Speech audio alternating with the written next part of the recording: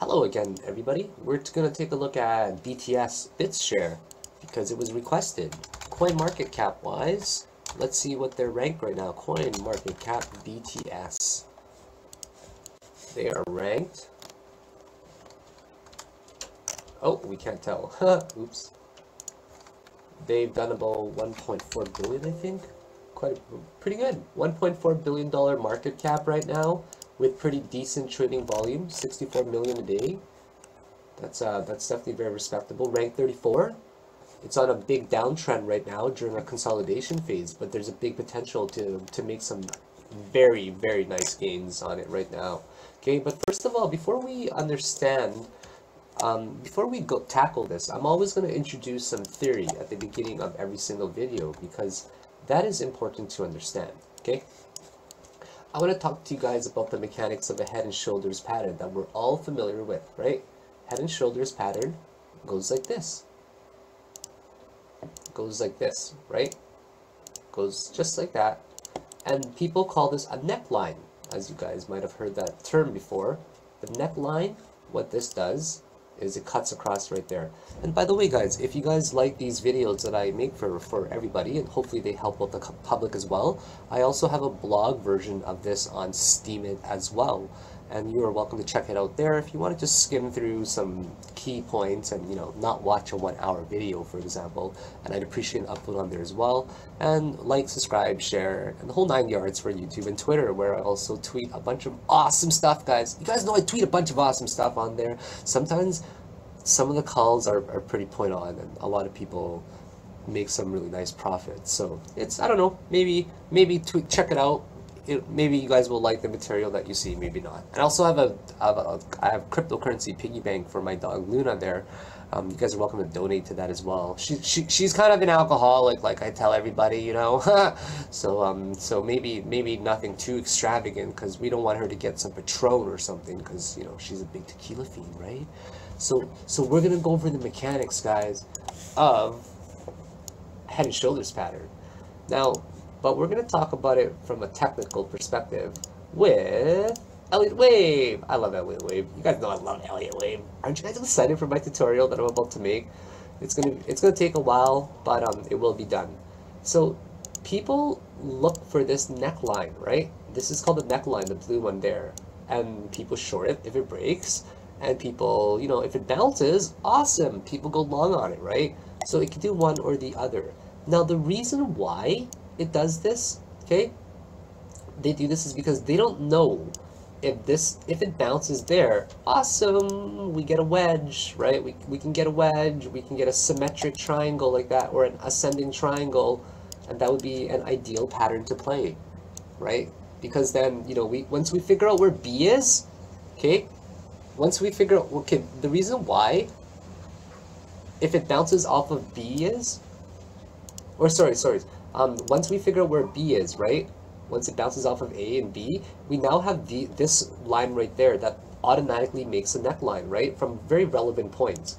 Whether it's here, like for example on this chart, whether it's something like that, or whether it's something like that, right? You know, you do get a neckline. Or sorry, not like that. We'll see it better on a different time frame, but you guys will see the neckline there. So now if it breaks down, right, after B, then what we end up getting is maybe a zigzag pattern, right? We get a zigzag pattern like that.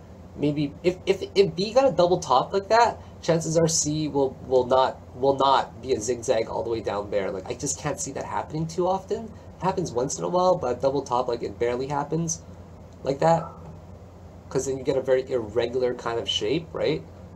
So, and then the C has even more force to go down. But usually if B has so much force to go make a double top like that, right, then that means C would not have a lot of strength to come down. So this is why we end up getting patterns like that. So if we ended up getting like a B like that, right, and then a C came down like here, for example, and it broke through here, for example, it broke through there, then what we would end up possibly getting is a shape like this that you guys have all seen. And now it breaks the neckline. Okay, it breaks the neckline of the head and shoulders, and that's why people have a different target. They have a different target like this. Okay, if this is the target right there, like the vertical height of the neck like that, okay, or sorry, the head, they take the center point like that, and then they'll use it as a target upon the breakout to even target something like that. Does that make sense, guys? That's usually how it's done. So they take the neckline there of the wedge for the head, and then when it breaks down, that's the target that they use, okay? These are important concepts. And that's assuming that first of all, it won't break down right away. It won't break down right away. It'll form some sort of pattern like this eventually, where it'll make a D and an E touch, like a descending triangle that you see, right? And then it breaks down. And then, guys, once it possibly breaks down to those targets that I mentioned, right? We get something like a flag pattern that you guys see. And this is how they're made. You get like a flagpole, something like that, right? These types of patterns, or possibly a wedge, right? But there's only so many shapes it can make. Do you know what I mean? It can be an expanding flat like that, but there's only so many shapes and circle and different things that they can come in, right? And then it attempts to break out right here. It attempts to break out into a possible uptrend wave, but if that fails, and then that becomes a WXY corrective pattern right here, like that, okay? And then this one ends up making an extended ABC, okay? Do you guys know how flag patterns are actually formed? I'm going to show you guys how a flag pattern is actually formed, okay? Okay.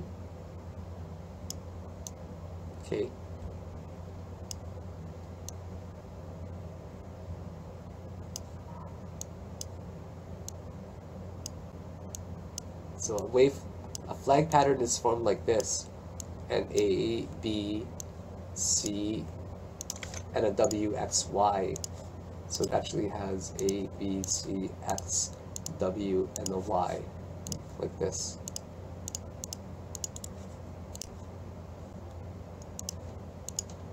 Like that. 1, 2, 3, 4. This is how it is, okay? This is how it is right here. This is why. Now watch, guys. This, I'm going to draw it with a different color. With like purple. This is touch 1. This is touch 2. This is touch 3. This is touch 4. And this is touch 5, guys, right? You guys always see a flag pattern like this. Right? You see a flag pattern, and then everybody says this, right? Everybody says you make 5 touches. I'm just going to use 1, 2, 3, 4, 5 for simplicity. 2, 3, 4, 5, and then it breaks out to the upside, which is technically true as well. It makes 5 touches, but this is the technical way it is done.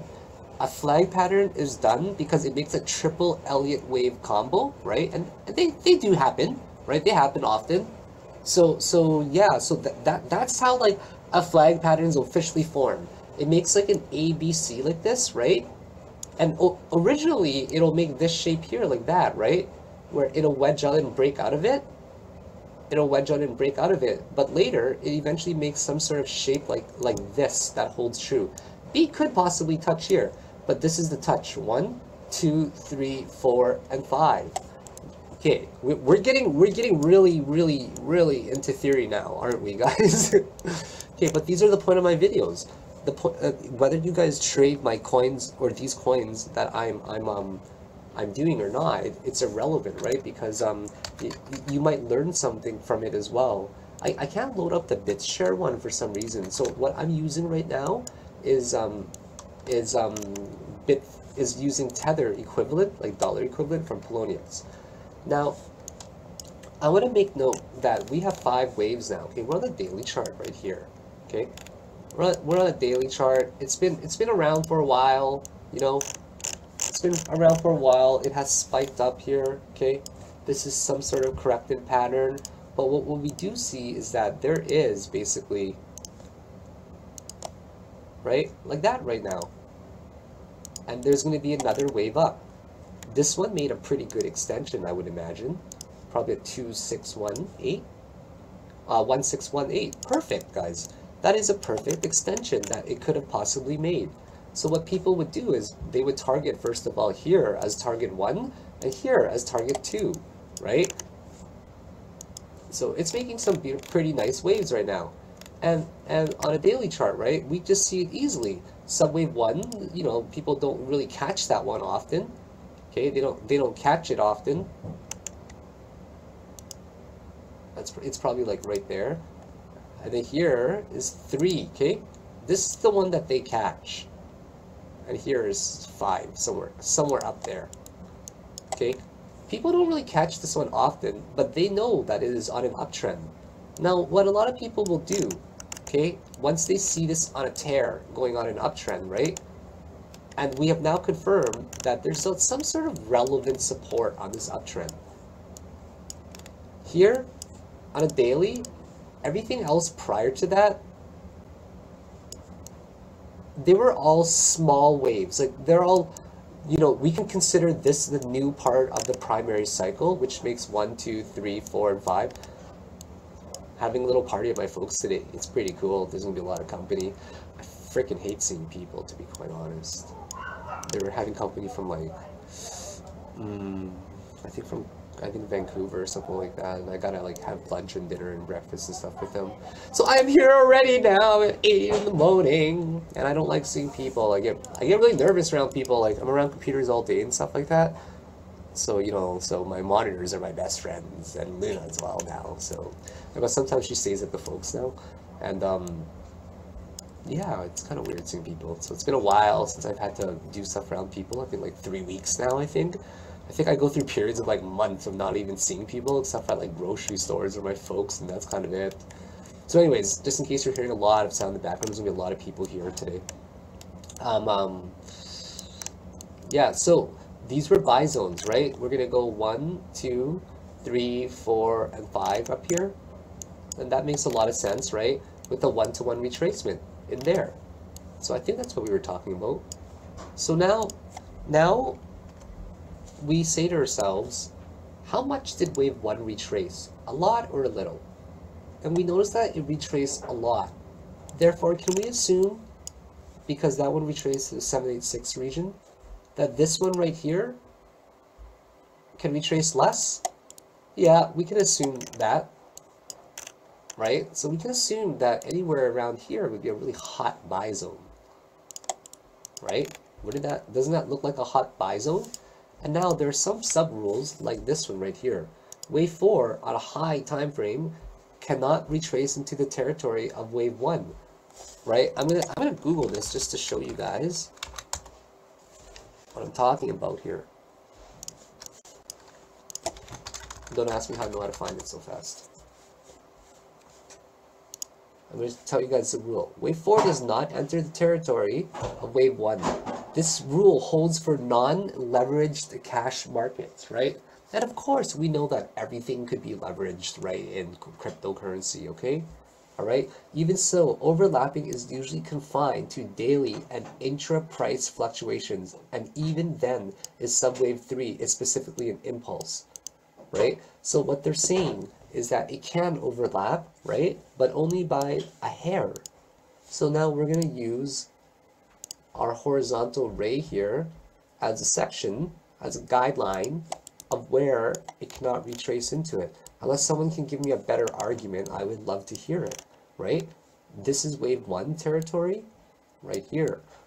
And what are we seeing? We're seeing slowly leveling off right now. Now, do you guys know the characteristics of an ABC wave? Of ABC. I'll show you the characteristics of an ABC wave. Hi, Luna. How are you? She's so scared. She came upstairs to visit me. Hi, Luna. Come here. Come here. You miss me? You miss having me around a lot more? I miss you too. I'll come to visit more. I'll come to visit more. Sorry, guys. I don't see my dog that often anymore. So we're going to come down like that. 3, 4, 5. And then this one here makes an A, B, C, like that. And wave 5, or wave C, always does a zigzag down in some manner. It can even be a diagonal like this, right? It can even be something like that, where that creates a wedge shape. So those are possibilities for the C. But what we're trying to first of all do is count But wave A can also come in a 3-wave only, right? If there's not sufficient downward force to create a 5th wave. So if that one made a 3-wave, and this one made 3, and this one made 5, we call this a 3-3-5 substructure, okay? And then if this one made 5 for the A there, then that one right there would have been a 5-3-5. Now, we got to count very closely what we see, and we have to acknowledge how much it has retraced thus far. So first of all, we acknowledge that it has retraced a very respectable amount right now. It has retraced, so right here was first of all our 1-to-1 target, right? Where we extrapolated from wave 1, saw it level off. People would have missed that, right? But they knew this was target 1, this is target 2. And guess what, guys? Both targets were hit. If I were to have been playing this, they're very easy. How many times have you guys seen me just use very basic Fibonacci extension, right? Just use super basic Fibonacci extension, and I just did this. Yep, there's, here's Fibonacci extension, here's the bottom, here's the top, here's the next bottom. I'm going to guess right now that it's going to hit 1-to-1 extension, and I'm going to guess it's going to hit 161.8 extension. Seems like I'm doing that every single time, right? Every single time, and just guess what, guys? Once we find the, where it began, once we find out where the top is, and once we find out where it levels off, we can predict where it's going to go. It's that easy. Like, so I'm just trying to show you guys. Yeah, sure, people will say, oh, in hindsight, you knew that it was going to do this. Like, now that you see it hitting here, of course you're going to say it's hit 1-to-1. No, guys, that is the practice for every time. We just take 1-to-1 extensions, okay? And we also assume a few different rules. We assume that wave 3 is often the longest, but never the shortest, right? That's why we will always take an extension higher than 1-to-1, slightly higher than it, okay? We take an extension slightly higher than it, because we assume it's going to hit, wave 3 is going to be longer than wave 1, right? That's what we assume. And then we assume that because it's going to be much longer, it can also be a possible target of 161.8. And a very likely case is that wave 3 ends up hitting 1-to-1, and wave 5 ends up hitting the 161.8, as demonstrated perfectly here. So let's just say you guys saw this leveling off right now, and you said to yourself, okay, what has it retraced right now? This one has retraced not more than 1, so this counts as a valid impulse wave and a correction. And you guys just, you see it wedging with your eyes. You see it wedging like it's kind of in that shape right there, right? The wedge officially starts right here because that's the C wave coming down. Okay, that is the C wave coming, actually even right here. That's where it officially starts. That's the C wave, you can see. Something like that. 1, 2, 3, 4, and then 5. See? Remember my last video, I was mentioning that a wedge can occur like this in the C wave, right? In the C wave, and all of this is A, B, C somewhere in here. It actually made a beautiful A, B, C, D, E. A, B, C, D, E, and then it broke down, right? And here we also see 3, 5 waves as well. I'm just going in crazy detail for you guys around. This is actually 3, 4, 5, like that. So I'm just going into detail of how that one was making a really easy to predict typical ABC zigzag combo. This is what it made, guys. It made an A, B, and a C correction combo like that. And then after that, it's attempting to break out. People are starting to come over to my folks now. That's why you guys probably hear Luna going crazy. It's okay. Now we've got a lot of different rules in place, right? We have a rule that this one retraced a lot, almost to 786, or around 786 regions. So we assume that this one retraces less. And because we have this in place, we have the wave 1, right, territory range based on Elliott wave theory. We now know that this is a really good support that it's acting as. And all of these things are coming true, guys, okay? Isn't it beautiful to find these things connecting, guys? I'm so excited to show you guys what can be done in this year. By the time we're done, you guys are going to be like, oh, sir, Mr. Fibonacci, I'm making like $90 gazillion a year right now. I'm going to be like super happy for you guys down the road. You know, people have come up to me and they're like, man, dude, I have learned so much from you right now.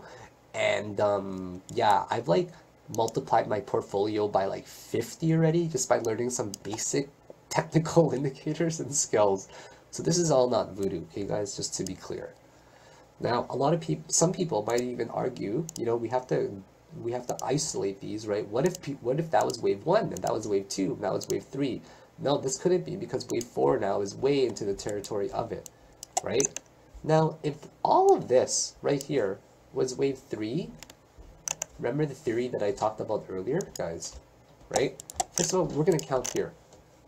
How many waves do we count? We count 1 wave, that's 2. We count 3, that's 4. And it's almost making a 5 wave like that.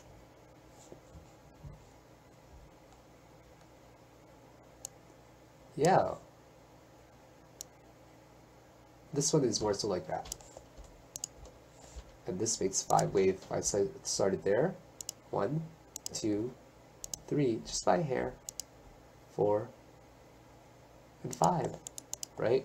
Which makes wave 3. So it's 1, 2, 3, 4, and 5 is completing soon, guys. 5 is completing soon. Okay? What that means when 5 completes is this, guys.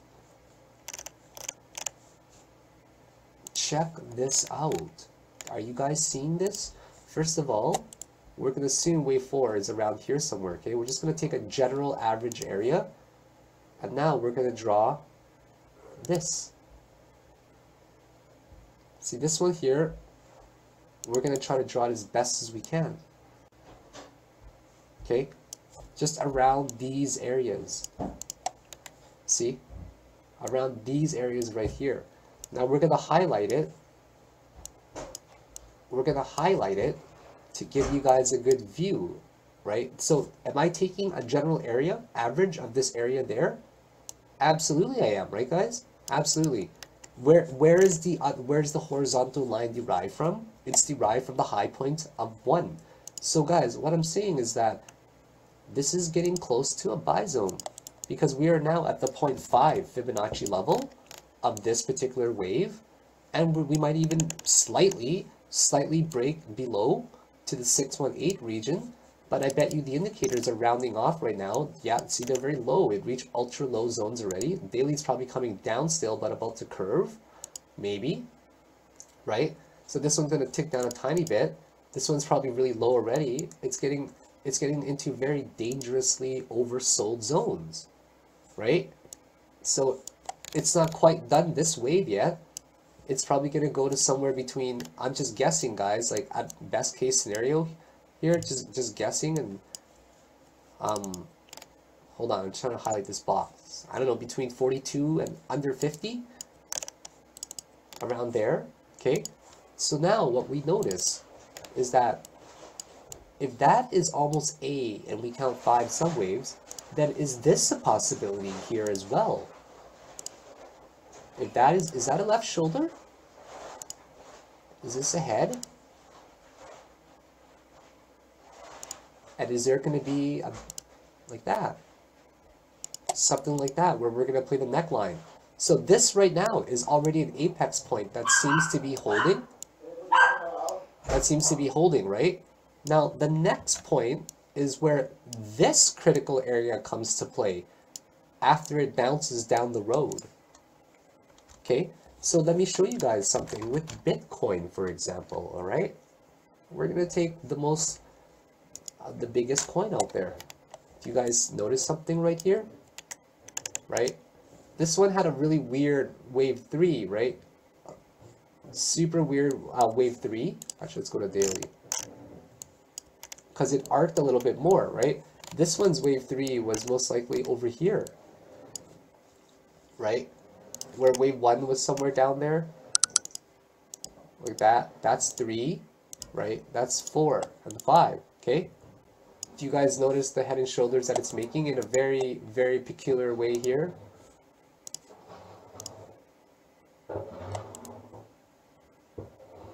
Actually, it looks like it's done already. Never mind. That one was a bad example, guys.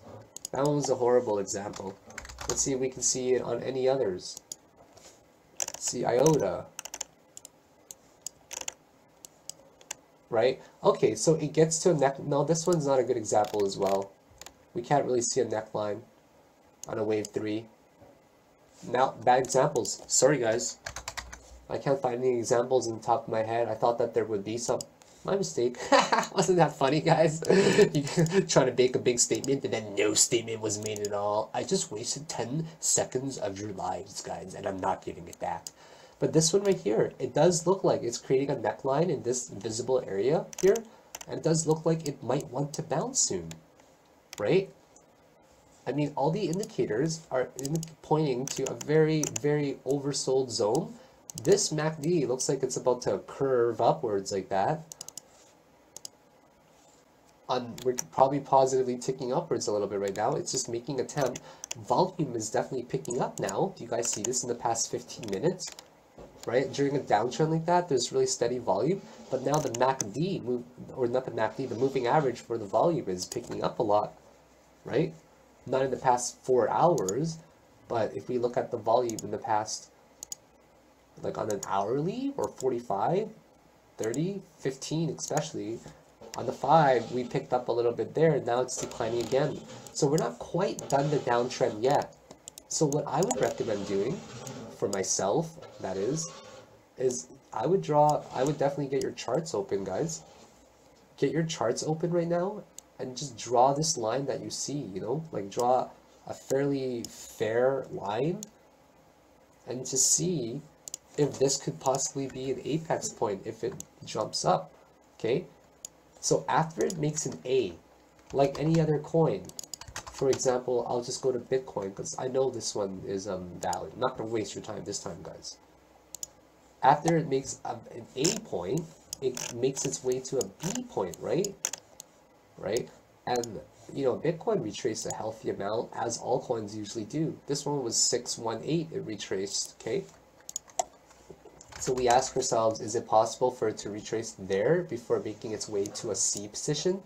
And the answer is absolutely yes. The answer is yes, it is possible to reach some sort of short-term position. Like let's say it went down and it just bounced right off of the line here, okay? Like, I don't know, I'm gonna guess a bounce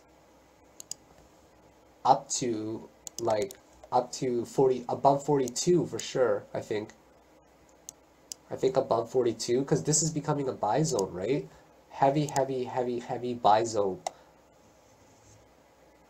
Usually ends up retracing to the wave 4 territory, like right around here, because that's where there was most resistance before, which now becomes a support, right? And not only that, this horizontal line derived from wave 1 is pretty strong as well. And we're also almost counting 5 waves, right? Pretty much 5 waves. 4 might be really short because wave 3 was very, very strong already. And on a different time frame, we're counting 4 waves right now, and a 5th one still forming. So it might be very, very soon. It might break through here a tiny bit, but I would keep my eye out between like above, you know, 42 for sure, and above this line, like above, between, say, like, okay, under 50 is kind of like a danger zone, I think, right? Under 50. So I would even be looking between like 50 and now, just to see if it bounces. Keep a close eye on it, guys. It hasn't exactly bounced yet, okay? Like, I mean, on a higher time frame, we only count basically 1, 2, 3, and there's still going to be a 4 or 5 somewhere in there. On a 2 hour, we can kind of see it. 1, 2, 3, 4, and almost 5. 1, 2, or this might even be 1, 2, 3, 4, almost 5 forming. It's at 52 cents now, right? See? It's at 52. So keep an eye under 50 especially, but around the 50-cent range, it'd be pretty cool to keep an eye on this guy. So let's see what else can we do here. Let's say we took Fibonacci like this. Let's say we took Fibonacci like this right here, and we guessed that it would retrace to, even conservatively, if we guess that it would go to, you know, 0.5, Who knows how long it will take? I don't know about time. Maybe up there. Maybe here. So I'm going to keep an eye on here. Right? This region right here is between this like 70 and 75. It could very well retrace up to there for a very longer term target, right? Because it needs to make the ABC. It needs to make the A, right? And you know, this is somewhere B, or sorry, and then B somewhere up there, like that. Hey guys, so I'm back. Sorry, I was gone for like 5 minutes there. Yeah, so I'm gonna look between 70 and 75, and I'm gonna keep a close eye, like under 50 especially, okay? Under 50 especially. I'm not recommending for you guys to buy or anything. Don't take me wrong, like I'm no financial advisor, okay? But like under 0.52 is kind of a signal already for me to be interested in it. I'm saying if I were to trade it. And then under 50, I would be even more interested, because then we would be getting close to like breaking some rules, such as the wave 1 territory, such as the like not actually it's kind of it, and it's gonna break below this buy zone here, right? And then if we do break below it, we might even fall to lower ranges there. So I would be looking for a bounce, guys, like above 40 especially, and above this particular line right now where we're finding support before, and this congestion. So if, guys, I'm going to state clearly that if there's a bounce, there's a chance for a very nice gain here, right? If there's a bounce per se, I'm just going to put my like 48 cents there. I'm going to put my mouse there, okay? If there's a bounce there, there's a chance to gain like 50% or so, okay? Minimum 50%, maximum 55% or so. And you can set a stop loss for like wherever you guys think is reasonable for yourself. So you got a chance to win big there. So I don't know, stop loss. If I were playing this trade here, I'd probably be setting my stop loss at 4.4, about 4.4, provided that a bounce is confirmed, right? And then I might be laddering my buys and taking small profits here and there. At the top there, then just to, you know, kind of quote unquote hedge there. Yeah, so those are some key things to watch for. If there's a bounce, we are in a buy zone right now, pretty much. Okay, and if there's a bounce, there's a chance to go up to 70 or even 75. Keep an eye under 50 cents especially, but right around this 50-cent mark. Who knows how long it's going to take to get there? Like, I'm not even going to predict the time, but this is definitely a longer term hold position as well. We're getting kind of lucky to catch this particular bottom here at A before it makes its way up to B, and then we'll talk about it further. So if you guys enjoyed this stuff, there's also a blog version as well on Steemit. Yeah, guys, check it out. There's a blog version on Steemit, which I'd appreciate an upvote. Yeah, I think with my personality, I can get away with saying weird things like that, right? By almost sounding demanding, but not quite demanding, you know. So, because it's just joking around. And yeah, like, subscribe, share, if you guys enjoy my content on YouTube and Twitter. And I also have a cryptocurrency for Luna's Piggy Bank, which you guys are welcome to buy her a drink anytime. She prefers vodka and tequila. So have yourselves a great day, and I'll be back later. So as requested, this was for you guys. Whoever requested Bitshares, good luck with it if you guys are interested in this bounce.